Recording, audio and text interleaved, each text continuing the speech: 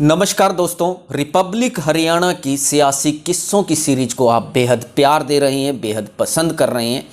इसी बीच हम अपने दर्शकों के लिए एक खास सीरीज और लेकर आ रहे हैं जिसका नाम है विधानसभा के गलियारे से।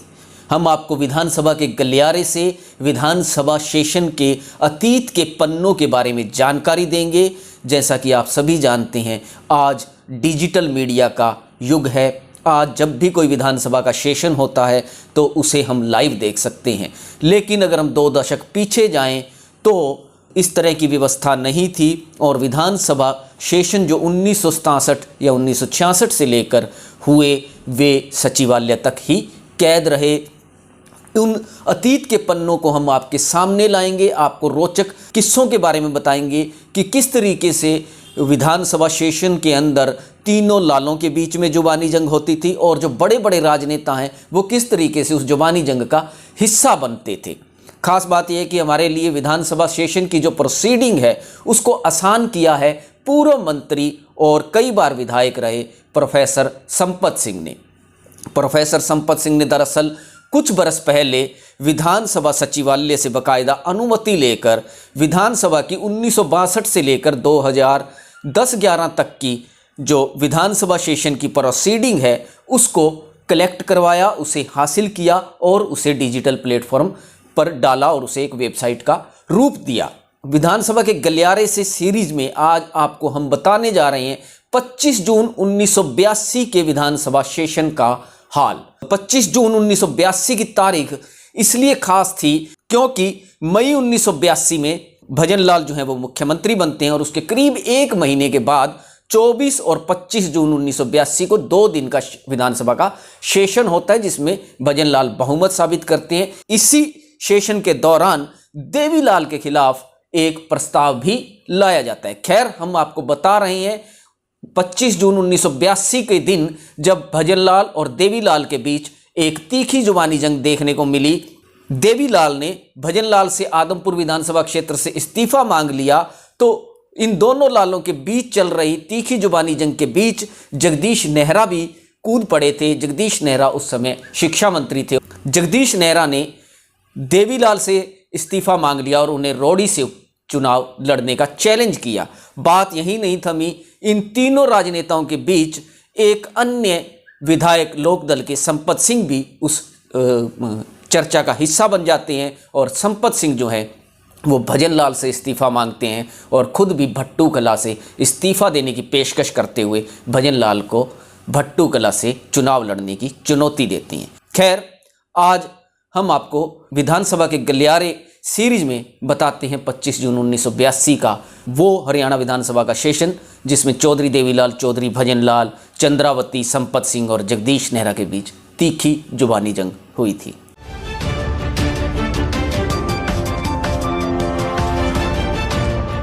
पच्चीस जून 1982 को हरियाणा विधानसभा का सेशन था।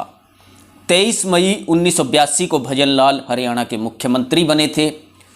उससे अगले दिन 24 मई को देवीलाल और तत्कालीन राज्यपाल तापसे का एक किस्सा सामने आया था।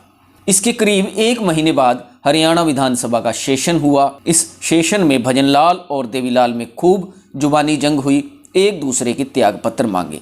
बीच में संपत सिंह, चंद्रावती और जगदीश नेहरा सरीखे नेता भी कूद पड़े। उस सेशन के कुछ रोचक पहलू इस तरह से थे। भजनलाल ने कांग्रेस की सरकार गठन किए जाने को लेकर अपनी बात रखी। भजनलाल ने विधानसभा में आंकड़ों की बाजीगरी रखते हुए बोला कि अध्यक्ष महोदय ये दुहाई देते हैं कि हमारे साथी बहुत वोटों के अंतर से जीत कर आए हैं, इनकी पार्टी को जो वोट मिले हैं वे आंकड़े बताना चाहता हूँ। लोकदल और भारतीय जनता पार्टी को कुल 11 लाख यानी 24% वोट मिले हैं, जबकि इनके बराबर 9,80,000 वोट लेकर आज़ाद विधायक चुनकर आए हैं। हमारी पार्टी को 18 लाख वोट मिले हैं। भजनलाल ने आगे कहा कि अध्यक्ष महोदय ये किस मुंह से कहते हैं कि हमारी पार्टी बहुत बड़ी पार्टी है, इनकी पार्टी के विधायकों के बराबर तो आज़ाद विधायक वोट लेकर जीत कर आए हैं। भजनलाल ने विधानसभा में भारतीय जनता पार्टी के नेता डॉक्टर मंगल सेन से मुखातिब होते हुए कहा कि हमारे जन संघ के भाई हाउस में बैठे हैं मैंने इनको पिछले सेशन में कहा था, आप देख लेना चुनावों के बाद आप में से मुश्किल से 4-5 ही जीत कर आएंगे। भजनलाल यहीं नहीं रुके, उन्होंने कहा, डॉक्टर साहब मैं ज़्यादा नहीं कहता, आप बड़ी मुश्किल से 385 वोटों से जीत कर आए हैं, वह भी हमारे उम्मीदवार की गलती की वजह। भजनलाल की इस बात को बीच में टोकते हुए चौधरी देवीलाल ने उन्हें चुनौती दी। देवीलाल ने कहा कि आप सब इस्तीफ़ा दे दें, हम भी इस्तीफ़ा दे देंगे और दोबारा चुनाव लड़ लेंगे। इससे पता लग जाएगा कि किसको ज़्यादा वोट मिलते हैं। इस पर भजनलाल ने कहा कि आप कहते हैं कि आप भी इस्तीफ़ा दे दें और हम भी दे देते हैं, यह कर दें वह कर दें। अध्यक्ष महोदय, मेरा और देवीलाल का ज़िला हिसार ही रहा है। सिरसा ज़िला बाद में बना और भिवानी भी बाद में बना। पहले सिरसा, भिवानी और हिसार एक ही ज़िला हुआ करते थे। चौधरी देवीलाल जी ने 1972 में मेरे मुकाबले आदमपुर से चुनाव लड़ा था। उस चुनाव में मैंने इनको 11,000 वोटों से हराया था। भजनलाल की इस बात पर देवीलाल ने उन्हें टोकते हुए कहा कि आप आदमपुर से जीत कर आए हैं, आप वहां से इस्तीफ़ा देकर दोबारा चुनाव लड़ लें, फिर पता लग जाएगा आप कितने वोटों से जीतते हैं। दोनों लालों के बीच चल रही इस जुबानी जंग में तत्कालीन शिक्षा मंत्री जगदीश नेहरा भी कूद पड़े।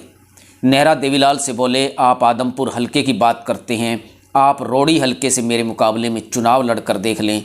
नेहरा की बात पर भजनलाल ने भी हामी भरते हुए कहा, यह ठीक है, आप रोड़ी हलके से जगदीश नेहरा के मुकाबले चुनाव लड़ लें, मैं जगदीश नेहरा का इस्तीफ़ा दिला देता हूं और आप भी इस्तीफ़ा दे दें, वह आपके ज़िले का हलका भी है, आपको पता लग जाएगा कि किसको ज़्यादा वोट मिलते हैं।